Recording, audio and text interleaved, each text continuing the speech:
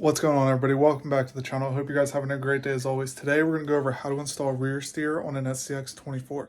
So this may seem like a pretty intimidating task to get both sides of your rig to steer. However, it is extremely simple. So I actually just took the front axle out of one of my friend's Gladiators, SCX24 front axle. Pick them up for pretty cheap. If you're just getting the factory housing like I did, super simple install. Literally, you just connect it with all of the links that are already on your rig. Once it's connected, you're going to go ahead and get a second servo. On the front and rear of mine, we're running the Emax servo. These things are great, and they've held up really well. You can get them on Amazon for pretty cheap, and I got mine at the hobby store.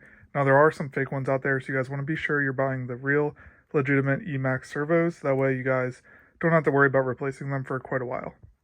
Once you have that all set up, you're going to want to go ahead and get yourself a nice set of metal steering links. That's kind of a big factor in steering on these things to begin with.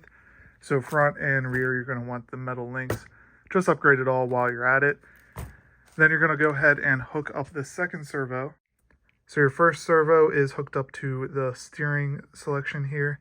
You're going to hook up the second one to the aux selection. Now what that's going to do is make the input for these servos the switch up here. So when you turn this switch, you get steering input.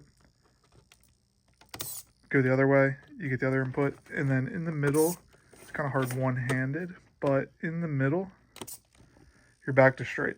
Now this is using all factory electronics, so there is better ways you could go about this that will give you actual steering in the rear, not just three selected pretty much positions.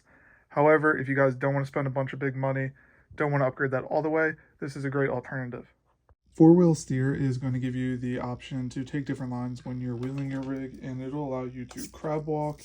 It'll allow you to make way tighter turns.